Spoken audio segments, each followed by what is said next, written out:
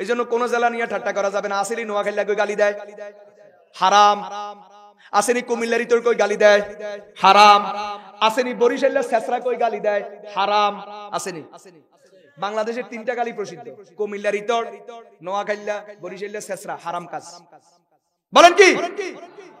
আল্লাহ বলেন খবরদার মন্দ উপাধি দিও না, একজন আরেকজনের মন্দ নামে ডাকিও না। আসেনি বাড়ির নাম একটা উড়াই দেয়, আরেকজনের নাম উড়াই দেয়, উড়াই দেয়নি?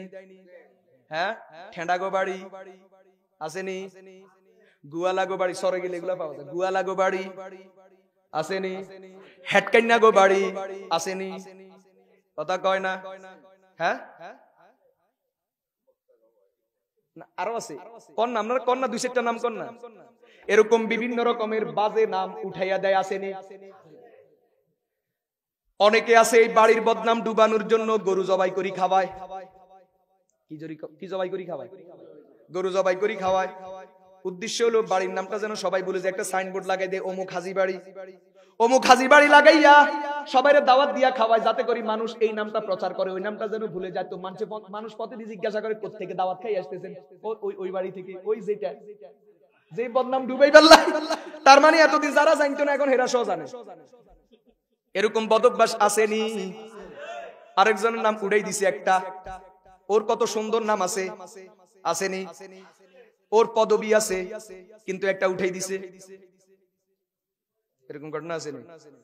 হ্যাঁ, ওয়ালা তানাবাজু বিল আলকাব, এরকম গ্রামে বহু নাম আছে, আমি বলা লাগবে না, আপনারাই বুঝে নিবেন। এটাও হারাম, কবিরা গুনাহ। যদি এটা করেন তো আপনার আমলনামা সব তার কাছে চলে যাবে, ওর গুনাহ আপনার কাছে যাবে। বিসাল ইসমুল ফুসুকু বাদাল ঈমান, আল্লাহ রাব্বুল আলামিন বলেন ঈমানের পরে সবচেয়ে নিকৃষ্ট গুনাহ হলো মানুষকে মন্দ নামে ডাকা। বিসাল ইসমুল ফুসুকু বাদাল ঈমান ওয়া মান লাম ইয়াতুব ফাউলাইকা হুমুজ জালিমুন, যারা এই গুনাহ থেকে তওবা করে না তারা জালেম। তারা কি? জালেম। ইয়া আইয়ুহাল্লাযীনা আমানু ইজতানিবু কাসীরাম মিনাজ জান্নি, ও মুমিনরা বেশি বেশি ধারণা করা থেকে বাঁচো। আমাদের দেশে মুসলমান আছেন আরেকজনের ব্যাপারে অনুমান করি করি, আন্দাজ করি করি, কতগুলা বলি ফালায়, কথা কয় না? নবীজি বলেন ইয়াকুম ওয়াজ-জান্না ফা ইন্নাজ-জান্না আকযাবুল হাদিস, খবরদার বেশি ধারণা করা থেকে বেঁচে থাকো, কারণ বেশি ধারণাই মিথ্যার জন্ম দেয়। যারা বেশি বেশি আন্দাজ করি, ধারণা করি করি কথা বলে, তারা বড় মিথ্যুক। কথা বলেন না ঠিক না বেঠিক? ইয়াকুম ওয়াজ-জান্না ফা ইন্নাজ-জান্না আকযাবুল হাদিস। নবীজি বলেন ওয়ালা তাহাসসাসু ওয়ালা তাজাসসাসু, খবরদার কারো দোষ বাহির করার পিছনে ঢুকিও না, ডুবিও না, কারো দোষ খুঁজিও না, কারো পিছনে লাগিও না, কথা কয় না? ওয়ালা তাহাসাদু, পরস্পরে দুশমনী সৃষ্টি করিও না। ওয়ালা তানাজাসু, কিনবার খেয়াল নাই, বেচবার খেয়াল নাই, দাম উড়াই দেওয়া উদ্দেশ্য আসেনি। ওয়ালা তাদাবারু, দূরত্ব তৈরি করিও না, একজনের পিছনে আরেকজনের সমালোচনা করিও না। ওয়ালা তাবাগাজু, পরস্পরে দুশমনী সৃষ্টি করিও না। ওয়ালা ওয়াকুনু ইবাদাল্লাহি ইখওয়ানা, বরং মুমিন মুমিন পরস্পরে ভাই ভাই হয়ে যাও। বৃষ্টি আসতেছে, তের ফালাসি উপরে, হ্যাঁ আচ্ছা, আমরা যাইবেন নি কোনো? মুসলমান ভাইয়েরা, বন্ধুরা আমার, এখন এই মুহূর্তে একটু কিছু দরকারি কথা শুনেন। কোরআনে কারীমে গীবতের আলোচনা 3 আয়াতে। বলেন গীবতের আলোচনা কয় আয়াতে? একটা শব্দ গীবত, এটার আলোচনা 3 আয়াতে। আরেকটা শব্দ নামিমা, এটার আলোচনাও 3 আয়াতে। আরেকটার শব্দ বুহতান, এটার আলোচনা 6 আয়াত। আরেকটা শব্দ ইফক, এটার আলোচনা 9টা আয়াতের মধ্যে। আরেকটা শব্দ হুমাজা, এটার আলোচনা, আরেকটা শব্দ হলো লুমাজা, এটার আলোচনা 4 আয়াতে। এগুলা সব হারাম। এখন বলেন কোনটা কাকে বলে? গীবত হলো আরেকজনের ভিতরে যেই দোষ আছে ওই দোষ তার পিছনে বলা। বলেন গীবত কাকে বলে? নবীজি বলছেন যিকরুকা আখাকা বিমা ইয়াকরাহু, তোমার ভাইয়ের পিছনে এমন কথা বলা যেটা সে অপছন্দ করে, এটার নাম গীবত। আরেকটার নাম হলো বুহতান, মানে মিথ্যা অপবাদ। মিথ্যা অপবাদ হলো এমন কথা বলছো যেটা তার মধ্যে নাই, সে এটার ধারে কাছেও নাই, একটা তার নামে রটাই দিছো, এটার নাম বুহতান। আরেকটা হলো নামিমা, চগলখুরি। এটা হলো নকলু কালামিল গায়রি আলা ওয়াজহিল ইজরারি ওয়াল ইফসাদ, একজনের কথা আরেকজনের কাছে লাগাইছো, ভেজাল লাগাইবে আল্লাহ। এটার নাম নামিমা, চগলখুরি। আরেকটার নাম হলো ইফক, একজনের মুখ থেকে যেটা শুনছো ওটা প্রচার করা শুরু করে দিছো, এটাকে কি বলে? ওই আব্দুল্লাহ ইবনে মুবারক, আব্দুল্লাহ ইবনে মুবারক রাহমাতুল্লাহি আলাইহি বলেন, লাউ কুনতু মুগতাবান আহাদান লাগবাতু ওয়ালিদাইয়া লাগতাবতু ওয়ালিদাইয়া, যদি আমি কারো গীবত করতাম তাহলে আমি আমার আব্বা আম্মার গীবত করতাম। যদি আমি গীবত করতাম তো আমি আমার আব্বা আম্মার গীবত করতাম। কেন? গীবত করার কারণে গীবতকারীর আমলনামা থেকে সব নেকি যার গীবত করা হয়েছে তার আমলনামায় চলে যায়। অতএব আমি যদি গীবত করি আমার আব্বা আম্মার গীবত করব, যাতে করে আমার নেকামলগুলি আমার আব্বা আম্মায় পায়। আয় হায় হায়, লাউ কুনতু মুগতাবান আহাদান লাগতাবতু ওয়ালিদাইয়া ফাইন্নাহুমা আহাক্কু বিহাসানাতি, যদি কারো গীবত করারে আমি বৈধ মনে করি তাহলে আমি আমার আব্বা আম্মার গীবত করব, যাতে করে আমার আব্বা আম্মা আমার নেকামল গুলো পেয়ে যায়। আমার নেকামল আমি দুনিয়ার কাউকে দেব না। এখন আমি আপনারা জিজ্ঞাসা করি, আপনি আপনার আব্বা আম্মার বদনাম করতে রাজি আছেন নি? তাহলে দুনিয়ার কারো বদনাম করে কেন নেকামল গুলি তারে দিয়া দিবেন? কথা কয় না? এর চেয়ে বড় বোকা দুনিয়া তার কেউ আছে? ইমাম গাজালি রহমতুল্লাহ আলাইহি, জগৎ বিখ্যাত একজন দার্শনিক ইমাম গাজালি রহমতুল্লাহ আলাইহি, তিনি বলেন আল গীবাতু আস-সাইকাতুল মুহলিকা। তিনি বলেন, ও দুনিয়ার মানুষ, জানোনি গীবত হলো একটা ধ্বংসাত্মক গজবের নাম। গীবত হলো একটা ধ্বংসাত্মক বজ্রর নাম। নোয়াখালীর ভাষায় কয় ঠাডা। গীবত হলো কি? ঠাডা। আল গীবাতু আস-সাইকাতুল মুহলিকা। অন্য বর্ণনায় আছে, তিনি বলেন তুহরিকু আমালা বানি আদম, বনি আদমের সব আমল গুলারে জ্বালায়া দেয়। কামাসালি রাজুলিন ইগতাবা আহাদা, ওই ব্যক্তি যে মানুষের গীবত করে তার উদাহরণ কামাইয়ান শিবু মিন জানিকা, সে যেন একটা মেশিন গান ফিট করছে, আর মেশিন গান দিয়া ফায়ার মি বিহি হাসানাতিহি ইয়ামিনান ওয়া শিমালা শারকান ওয়া গারবা, সে যেন তো এই মেশিন গান দিয়া তার নেকামল গুলি পৃথিবীর পূর্বে পশ্চিমে সারা পৃথিবী এবং ডাইনে বামে সবাইরে বিতরণ করতেছে, আর তার আমল নামা খালি হইয়া যাইতেছে। এরকম ফোড়া কোফাইল্লা আসেনি? হাইরে, এই জন্য বলছি ওই শুরুতে আমরা ফকির। আমাদের আব্বা আম্মার তুলনায়, মুরব্বীদের তুলনায় আমরা কি নেকামল তো করতে পারি না। দুর্ভাগ্য, যা করি তাও গীবত শাকায়াত করি, আরেকজনকে কিত্তেছি দিয়া। মুহাম্মদ ইবনে আবি হাতিম, পৃথিবীর একজন বিখ্যাত মুহাদ্দিস এবং মুফাসসির রাহিমাহুল্লাহ, তিনি বলেন আল গীবাতু মারআল লিআম, গীবত শাকায়াত এটা হলো নিকৃষ্ট যারা, মন্দ যারা, আল্লাহর সৃষ্টির মধ্যে মানুষের মধ্যে সবচেয়ে মন্দ আর নিকৃষ্ট যারা, এটা হলো তাদের বিচরণ ভূমি। গীবত করা কার কাম? ভালো মানুষের কাম না নিকৃষ্ট মানুষের কাম? এখন আমাদের দেশে নিকৃষ্ট মানুষ আসেনি? গ্রামে গঞ্জে, দোকানে পাটে, গাড়িতে, সব জায়গাতে, রাস্তাঘাটে গীবত শাকায়াত আসেনি? এমনকি বড় দুর্ভাগ্য জাতি আমরা, বড় পোড়া কোফাল জাতি, আল্লাহর ঘর মসজিদ পবিত্র জায়গা, এখানেও নামাজের আগে দিয়ে 5 মিনিট সময় পাইলে আল্লাহ দিলে সারা দুনিয়া লই শুরু করি। মাতের না কাম না। আমাদের দেশে মসজিদে গীবত চলে না। শুধু এক জায়গাতে গীবত চলে না, সেটা হলো বাথরুম। বাথরুমে গীবতের সুযোগ নেই, শুধু সিগারেট খাওয়ার সুযোগ আছে। কারণ ওই জায়গাতে তো দুইজন একসাথে বইতে হয় না, যদি বইতে হয়তো হিয়ানো গীবত করি ছাড়তো। সোজা কথা, যেখানে যেখানে দুইজন একসাথে হয় এখানে গীবত চলেই। এখানে গীবত কি? বাজারেও চলে, চা দোকানে চলে, গাড়ি ঘোড়াতেও চলে, বাড়ি ঘরেও চলে, রাস্তাঘাটেও চলে, এমনকি পবিত্র জায়গা, রহমতের জায়গা, ইবাদতের জায়গা, আল্লাহর ঘর মসজিদেও আজকে মুসলমানরা গীবত শাকায়াত করে।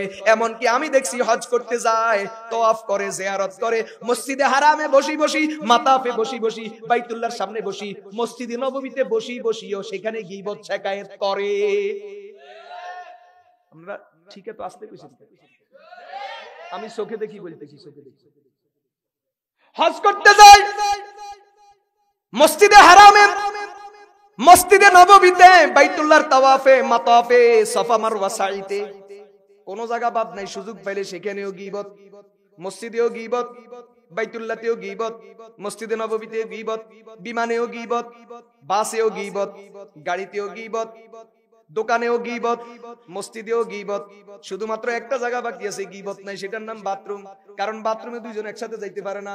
যদি দুইজন একসাথে যাইতে পারতো আমরা এই জায়গাতেও গীবত করা ছাড়া ছাড়তাম না। তবে আমরা একটা জিনিস করি, সেখানে গেলে আমরা সিগারেট খাই। কথা কয় না? ইয়া আইয়ুহাল্লাযীনা আমানু জতানিবু কাসীরাম মিনাজ যান্নি ইন্না বা'দাজ যান্নি ইসমুন। খবরদার, বহু ধারণা, কতিপয় ধারণা গুনাহ। ধারণা করি যা করিবা গুনাহ। যদি মুসলমানের ব্যাপারে ধারণা করতে হয় ভালো ধারণা করো, উল্টা পাল্টা ধারণা করি গুনাহ কামাইও না। ওয়ালা তাজাসসু, কারো দোষ তালাশের পিছনে পড়িও না।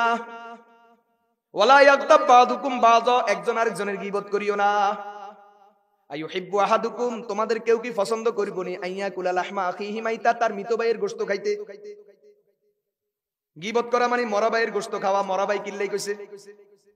মরা ভাইয়ের গোশত খাওয়া এই জন্য বলছে, মরা জানোয়ারের গোশত খাওয়া সবচেয়ে নিকৃষ্ট কাজ, গীবত করা নিকৃষ্ট কাজ, এটা বুঝাইছে। অথবা মরা ভাইয়ের গোশত খাওয়া এই জন্য বলছে, তুমি যার গীবত করো তার খবর নাই। যেমন মরা মানুষের গোশত খাইলে কেউ বলতে পারে না। কথা কয় না? মুসলমান ভাইয়েরা আমার, এই জন্য হাদিসের মধ্যে আছে, নবীজি বলেন, আমি যখন মেরাজে গেছি একদলে দেখছি তাদের নখগুলা হলো তামার, লম্বা লম্বা তামার নখ। ওই নখ দিয়া তারা তাদের চেহারা এবং বুকের গোশত এবং চামড়াকে তারা কিনতেছে, আশ্রাইতেছে। আমি জিজ্ঞাসা করলাম, জিব্রাইল এরা কারা? জিব্রাইল জবাব দিলেন, এরা হলো আপনার উম্মতের গীবতকারী যারা, তারা। আইয়ুহিব্বু আহাদুকুম আইয়াকুলা লাহমা আখিহি মাইতান ফাকারিহতুমু, আল্লাহ বলেন নিশ্চয়ই তোমরা এটা অপছন্দ করিবা। মরা জানোয়ারের গোশত খাওয়া তোমরা অপছন্দ করিবা, ঠিক তোমার গীবত করাও তুমি অপছন্দ করিবা। অতএব আরেকজনের গীবত তুমি করিও না। কথা বলেন ঠিক না বেঠিক? এই জন্য এক সাহাবী নবীর সাথে এক জায়গায় যাইতেছে, একজনের গীবত করছে। গীবত করছে, রাসূল কিচ্ছু বলে নাই। কিছুক্ষণ পরে দেখে যে একটা মরা গাদা পড়ে রয়েছে। রাসূল কই, এটা ফ্যাট বড়ি খাও। ও ইয়া রাসূলুল্লাহ, কি করে? জীবন গেল তো মরা গাদা ফসা গাদা খাইতে না, কয় না একটু আগে তো বাইটটা খাইছে, অতএব এটা খাইলে সমস্যাটা কি? কথা কয় না? এজন্য এক বর্ণনায় আছে, তাফসীরে কুরতুবীতে আছে, পেট ভরে মরা জানোয়ার, মরা গাদার গোশত খাওয়াচ্ছেও একজন মুসলমানের সামান্য এক শব্দে গীবত করা জঘন্য। ওয়াত্তাকুল্লাহ, অতএব আল্লাহরে ভয় করো। ইন্নাল্লাহা তাওয়াবুর রহিম, আল্লাহর কাছে ক্ষমা চাও, তওবা করো, নিশ্চয় আল্লাহ তওবা কবুলকারী এবং দয়ালু। ইয়া আইয়ুহান নাসু ইন্না খলাকনাকুম মিন যাকারিন ওয়া উনসা, ও লোক সকল, ও দুনিয়ার মানুষ, আল্লাহ তোমাদেরকে, ইন্না খলাকনাকুম, নিশ্চয় আমি তোমাদেরকে সৃষ্টি করেছি, মিন যাকারিন ওয়া উনসা, এক পুরুষ এবং এক নারী থেকে, অর্থাৎ হযরত আদম এবং হাওয়া আলাইহিমাস সালাম থেকে। ওয়াজআলনাকুম শুউবান ওয়া কাবাইলা, অতঃপর তোমাদেরকে আমি বিভিন্ন গোত্রে এবং বিভিন্ন কিসে, জাতিতে আমি পরিণত করেছি, বিভক্ত করে দিয়েছি। লিতাআরাফু, পরিচয়ের সুবিধাল্লাহ। সব যদি এক বাড়ির হয়, সব যদি এক বংশের হয়, পরিচয় কেমনে দিবা? এজন্য আমি এক এক জনের এক এক বংশে, এক এক জনের এক এক এলাকায় দিছি, যাতে করে পরিচয় দেওয়া যায়। আমার বাড়ি বাংলাদেশে কোন জেলায়, নোয়াখালী, কোন বাড়ি কোন উপজেলা, বেগমগঞ্জ কোন বাড়ি, ফরাজি বাড়ি, পরিচয় দিতে সুবিধা হয়েছে নি? কিন্তু সব যদি ফরাজি বাড়ি হইতো, সব যদি বেগমগঞ্জ হইতো, সব যদি নোয়াখালী আর সব বাংলাদেশ হইতো, পরিচয় কেমনে দিত? এই জন্য কোন জেলা নিয়ে ঠাট্টা করা যাবে না। আসেনি নোয়াখালী কই গালি দেয়, হারাম। আসেনি কুমিল্লারি তোর কই গালি দেয়, হারাম। আসেনি বরিশালের শেষরা কই গালি দেয়, হারাম। আসেনি? বাংলাদেশের তিনটা গালি প্রসিদ্ধ, কুমিল্লারি তোর, নোয়াখালী, বরিশালের শেষরা, হারাম কাজ। বলেন কি? কারণ পরিচয়ের কোনো ফজিলত নাই। লা ফাজলালি আরাবিয়্যিন ওয়ালা আরাবিয়্যিন, লা ফাজলালি আরাবিয়্যিন আলা আজামিয়্যিন, তুমি আরব হইছো এটার জন্য তোমার কোনো ফজিলত নাই। ওয়ালা বি আসওয়াদা আলা আহমারা ওয়ালা বি আহমারা আলা আসওয়াদা, গায়ের চামড়া লাল আর সাদা, কালোর উপর কোনো ফজিলত নাই। ইল্লা বিতাকওয়া, কি দিয়া? এজন্য একটা হাদিস শুনাই, এই ওয়াজ শেষের দিকে একটা হাদিস শুনাই, মজার হাদিস, মুসনাদ আহমদের বর্ণনা। রাসূল সাল্লাল্লাহু আলাইহি ওয়াসাল্লাম মক্কা বিজয়ের পরে হযরত বেলাল রাদিয়াল্লাহু আনহুর দায়িত্ব দিয়েছেন আযান দিবেন। কি দিবেন? বেলাল তো মুয়াজ্জিন। হাদিসের মধ্যে আছে, মুসলিম শরীফের হাদিস, নবীজি বলছেন, আমার বেলাল যখন আযান দেয়, বেলালের আযানের ঠেলায় শয়তান 36 মাইল দূরে চলে যায়। যে না আমি যত মজা খাইছি কই আপনারা হুনিয়া তো মজা হান দুর্ভাগ্য খেয়াল করেন আবার বলি আমার রাসূলের বেলাল তো এমন বেলাল যেই বেলাল আযান দিলে মুসলিম শরীফের হাদিস বেলালের আযানের ঠেলায় ইবলিস 36 মাইল দূরে পালায়া যায় সেই বেলাল ইসলামের প্রথম মুয়াজ্জিন হুজুর হযরত বেলালকে নির্দেশ দিলেন বেলাল বাইতুল্লাহর ছাদে উঠে আযান দাও কোথায় হযরত বেলাল রাদিয়াল্লাহু তাআলা আনহু বাইতুল্লাহর ছাদে উঠে যখন আযান দেওয়া শুরু করলেন আল্লাহু আকবার আল্লাহু আকবার মুক্কার কাফেররা তাকায়া দেখে আর কয় মা ওয়াজাদা মুহাম্মাদুন ইল্লা গুরাবান আসওয়াদা নাউযুবিল্লাহ মা ওয়াজাদা মুহাম্মাদুন ইল্লা গুরাবান আসওয়াদা মুআজ্জিনা হায়রে মুহাম্মদে বুঝি আর কোন মুয়াজ্জিন খুঁজি পায় না একটা কালা কাউয়ারে বুঝি মুয়াজ্জিন বানাইছে কালা কাউয়া কয় না হায় হায় আল্লাহর নবী এমন রাগ হইছেন রাগ হইয়া একটা হাদিস শুনাইয়া দিবেন قال النبي صلى الله عليه وسلم ان الله قد اذهب عنكم উবাইয়াত আল জাহিলিয়াতি ওয়া তাআযুমাহা বিআবাইহা এই ভালো করে শুনো বাপ দাদা নিয়া গৌরব করা বংশ নিয়া গৌরব করার দিন শেষ এখন আমার লগে বলবেন নি বংশ নিয়া শিক্ষা নিয়া রং নিয়া ডং নিয়া পদবী নিয়া গৌরব করার দিন শেষ কোরআন হাদিসের বাংলাদেশ বংশ নিয়া গৌরব করার দিন শেষ পদ পদবী নিয়া গৌরব করার দিন শেষ স্বাস্থ্য আর চেহারা নিয়া ডিগ্রি নিয়া গৌরব করার দিন শেষ কোরআন হাদিসের বাংলাদেশ আবার বলেন কোরআন হাদিসের বাংলাদেশ এটা জাহিলিয়াত অমুক বংশ তমুক বংশ মিয়া চৌধুরী বুইয়া হাডারি এগুলা সব কি সব মানুষ কে বানাইছে তুমি কোন ফজিলতে তুমি বুইয়া বংশে হইছো কোন ফজিলত আল্লাহ বানাইছে এই জন্য হইছো তোমারও যদি আল্লাহ চাইতো তোমার ওই যে তুমি যেটা ঠেনার বাড়ি কো ঠেনার বাড়িতে আল্লাহ তোমারে পাঠাইলে তুই কিতা কথা কয় না ঠেনার বাড়িতে আল্লাহ পাঠাইছে হেটাও আল্লাহ পাঠাইছে আর তোমারে বুইয়া বাড়িতে পাঠাইছে হেটাও আল্লাহ পাঠাইছে কথা কয় না তাইলে বংশ নিয়া বাপ দাদা নিয়া আমার বাপ অমুক ছিল তমুক ছিল দাদা অমুক ছিল তমুক ছিল তুই কি হইছ এটা মুখের উপর মারি দিবেন তুই কি হইছ বাপ দাদা পূর্বপুরুষের গফ করস তুই কি হইছ সিটি তুই কি হইছ তুই ওদের মতো হইতে পারছ শরম লাগে না এইজন্য গ্রামের মানুষ কইতে পারে আমরা তো কইতে পারি না ক বাপ দাদা वाला কিয়া বালার ঘরে হিয়াল করতে হইছে তো কেন তুমি গৌরব করো তুমি যখন বাপদাদার মতো হইতে পারলে না কেন বাপদাদার দোহাই দিয়া বড়াই করে এটা জাহেলিয়াত এটা অপসংস্কৃতি কুসংস্কৃতি নবীর উম্মতের কাম না কাফেরের স্বভাব